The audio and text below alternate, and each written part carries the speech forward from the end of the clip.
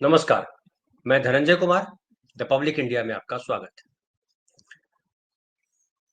जो अहमदाबाद में कांग्रेस का कन्वेंशन हुआ, उसमें तमाम नेताओं ने ये विचार किया कि राहुल गांधी जो लड़ाई लड़ रहे हैं, हम सबको उनके पीछे खड़ा होना होगा और पार्टी का विस्तार करना होगा, आम लोगों से जुड़ना होगा, आम आदमी से जुड़ना होगा। और आम आदमी से जुड़ने के लिए ज़रूरी है कि ग्रामीण स्तर पर, पंचायत स्तर पर, प्रखंड स्तर पर, डिस्ट्रिक्ट स्तर पर अपने कार्यकर्ताओं को वजन दें। राहुल गांधी ने भी ये कहा कि डिस्ट्रिक्ट स्तर के जो कार्यकर्ता हमारे हैं, जो उसके प्रेसिडेंट हैं, जो उनके कार्यकारिणी में लोग हैं, उनको महत्वपूर्ण मानना होगा, उनको वजन देना होगा। तो ये तो संगठन की बात हुई, किस तरह से खड़ा करेंगे। लेकिन उनके पास काम क्या होगा, ये एक बहुत महत्वपूर्ण सवाल है जिस पर बहुत स्पष्टता नहीं है। आज हम इस पर बात करेंगे। सामाजिक न्याय की बार बार राहुल गांधी बात कर रहे हैं, सामाजिक न्याय। लेकिन क्या सामाजिक न्याय का अर्थ समझ रहे हैं हम सब? आम लोग सामाजिक न्याय का मतलब समझ रहे हैं? और जब सामाजिक न्याय की बात करते हैं तो जाति गणना की बात आती है।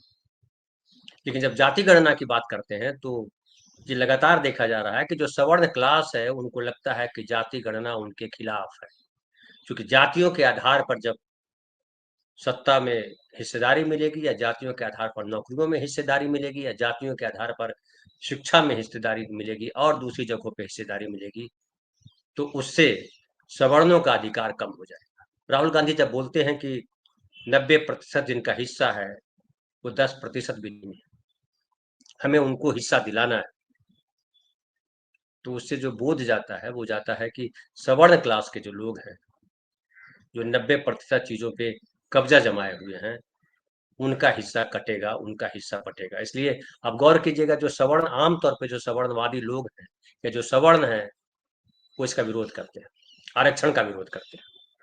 और इस आरक्षण का विरोध के क्रम में बीजेपी ने ईडब्ल्यूएस लाया, इकोनॉमिक वीकर सेक्शन बनाया, कि भाई गरीब जो सवर्ण है उनको भी तो हिस्सा मिलना चाहिए।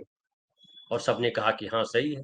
इसकी वजह क्या रही कि आरक्षण का जो वजन था, जो सामाजिक न्याय का जो बोझ था, वो हमारे समाज में सही तरीके से उसको फैलाया नहीं गया। सामाजिक न्याय का मतलब क्या? सामाजिक न्याय का मतलब कि समाज में न्याय हो। न्याय, आर्थिक न्याय, सबके पास इतना संसाधन हो, इतनी संपत्ति हो कि अपने रहने खाने का बंदोबस्त कर सके। राजनैतिक न्याय तो हुआ कि चलिए, खास करके दलित और जो आदिवासी है उनके लिए सीटें रिजर्व कर दी, कि इतनी सीटें जो है वो दलितों के लिए है, इतनी सीटें जो है वो ये आदिवासियों के लिए, पिछड़ों के लिए सीट रिजर्व नहीं। ठीक है, पिछड़ों के लिए क्या सीट रिजर्व करेंगे, इस पर बात कोई नहीं कर रहा है। फिर सामाजिक न्याय की जब बात करते हैं तो सामाजिक न्याय मतलब समाज में भेदभाव न हो। इससे कैसे लड़ेंगे हम? और समाज में भेदभाव है, इसके लिए जो आकलन किया गया था कि समाज में भेदभाव इसलिए है कि उस समाज के लोग हर जगह उपस्थित नहीं है। दलित समाज के लोग, आदिवासी समाज के लोग, पिछड़े समाज के लोग, वो जो है भागीदारी में हिस्सेदार नहीं बन पा रहे हैं, चूंकि मेधा के स्तर पर वो जो है compete नहीं कर पाते। और इसीलिए एक भ्रम बन गया कि जो आरक्षण वाले हैं वो कम मेधा वाले हैं, जो अनरिजर्व कैटेगरी में जाते हैं वो बहुत मेधा वाले हैं, और वही देश की बागडोर संभाल सकते हैं, उनमें सारी योग्यताएं हैं। लेकिन जो पिछड़े हैं, जो दलित हैं, जो आदिवासी हैं, उनकी मेधा कम है, मतलब टैलेंट उनके पास नहीं है। इसलिए अक्सर लोग कहते हैं कि उनको पढ़ाइए, उनको अच्छा बनाइए। लेकिन पढ़ाइए बोलने से तो पढ़ नहीं जाएगा समाज। आज जिस तरह से शिक्षा को दूर कर दिया गया कि अगर आपके पास ठीक ठाक आमदनी नहीं है तो आप अपने बच्चे को इंग्लिश मीडियम स्कूल में पढ़ा नहीं सकते। और अगर नाम की इंग्लिश मीडियम स्कूल में पढ़ाएंगे तो पढ़ा के कुछ होने वाला नहीं, उस समय की बर्बादी हो रही है। न हिंदी ठीक से आ रही है, न इंग्लिश ठीक से आ रही, तो उसको कहाँ जगह मिलेगी? तो स्कूल के साथ साथ जो उनके घर की आर्थिक स्थिति है, समझिए एक व्यक्ति है जिसके पास 4 कमरे का घर है और एक व्यक्ति है जिसके पास एक ही कमरा है। अब 4 कमरों के घर में रह रहा व्यक्ति, अगर 2 बच्चे हैं, उनके लिए एक कमरा दिया जाता है जहां बैठ करके वो पढ़ सकते हैं, ठीक ठाक भोजन खा सकते हैं, उनके पास ठीक ठाक कपड़े हैं, उनकी पढ़ाई। और एक तरफ है जो एक कमरे का घर है, जहां बकरी भी है, जहां भैंस भी है, जहां वो आदमी भी है, उसकी बीमार माँ भी है, सब वहीं बैठे हैं। अब उनके बच्चे कैसे पढ़ेंगे? फिर जो एलिट क्लास है, जो या जो पढ़े लिखे वर्ग है, उनके घर में लोग हैं जो पढ़ा सके, समझा सके, बता सके। लेकिन जो गरीब, जो जो लोग जो पिछड़े समाज के हैं, दलित समाज के हैं, आदिवासी समाज के हैं, उनके पास ये संकट है कि उनके माता पिता भी पढ़े लिखे नहीं है, उनके दादा दादी पढ़े लिखे नहीं है। तो ये कई तरीके के अंतर, ये तो मैं उदाहरण के तौर पे आपके साथ रख रहा हूँ। फिर जिस तरह का भेदभाव स्कूलों में किया जाता है, स्कूलों में देखिए दो तरह का भेदभाव, एक सरकारी स्कूल है, एक प्राइवेट स्कूल है। ये भी एक बड़ा भेदभाव है। सरकारी स्कूल में वही पढ़ पा रहे हैं जिनके पास संसाधन नहीं, प्राइवेट स्कूल में वो पढ़ते हैं जिनके पास पैसे हैं।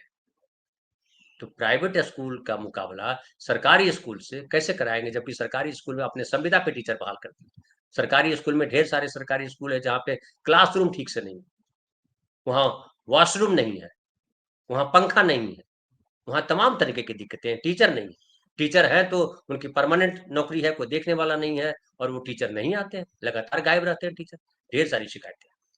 तो ये जो सामाजिक न्याय है, बहुत गूढ़ मसला है, और इसको जब आप छेड़ने जाते हैं तो फिर एक बड़ा वर्ग आपके खिलाफ खड़ा हो जाता है, और बीजेपी इसका लगातार फायदा ले रही है। बीजेपी के पास एक और एक खास बात है जो कांग्रेस के पास नहीं है, कि बीजेपी के पास एक विलेन है जिसको हम मुसलमान कहते हैं। हालांकि अगर कहें तो इनके पास भी मुस्लिम वर्ग आ जाते हैं, जब ये मुस्लिम के सपोर्ट में खड़े होते हैं या बीजेपी के मुस्लिम विरोध के खिलाफ कांग्रेस पार्टी के नेता बोलते हैं, तो मुस्लिम वोट जो है कंसोलिडेट होता है एक तरफ। लेकिन आप गौर कीजिए कि जो मुस्लिम वोटों का जब बंटवारा हुआ, तभी कांग्रेस कमजोर हुई। जब मुस्लिम वोट एक मुश्त कांग्रेस को मिल रही थी, तो कांग्रेस पार्टी कमजोर नहीं थी।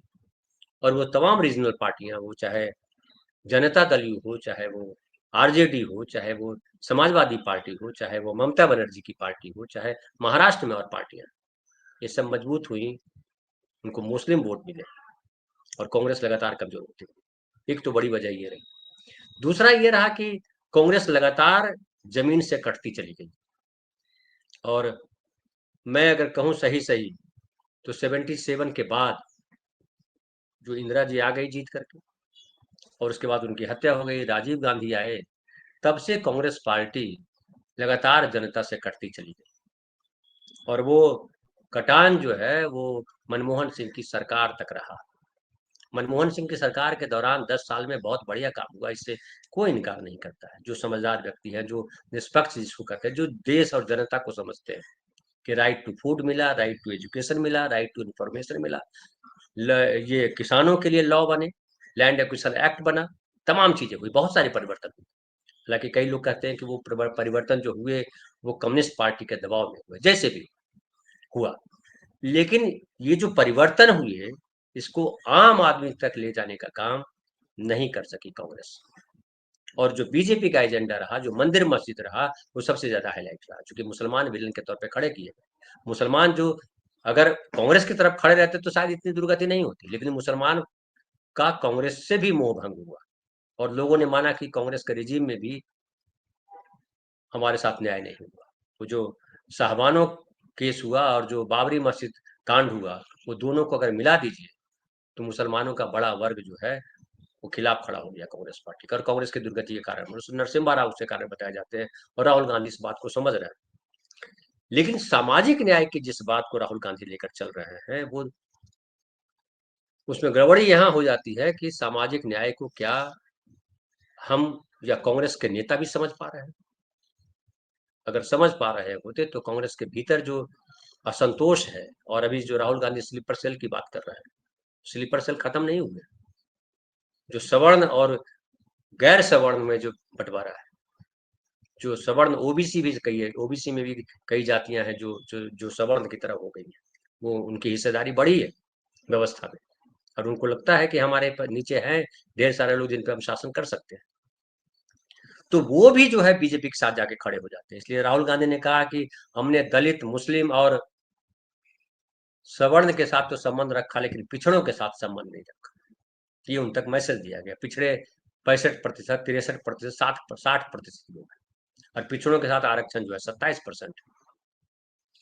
तो 27% आरक्षण को हम बढ़ा करके 50% के पास ले जाएंगे, ऊपर ले जाएंगे, ये रणनीति है बीजेपी कांग्रेस की फिलहाल। लेकिन क्या इससे कांग्रेस पार्टी मजबूत होगी, एक बड़ा सवाल है। दूसरा ये कि कांग्रेस पार्टी को मजबूत करने के लिए जो राहुल गांधी ने एजेंडा लगाया, अपनाया है, उसमें यह है कि गांव तक हम कांग्रेस पार्टी के कार्यकर्ता खड़े करेंगे।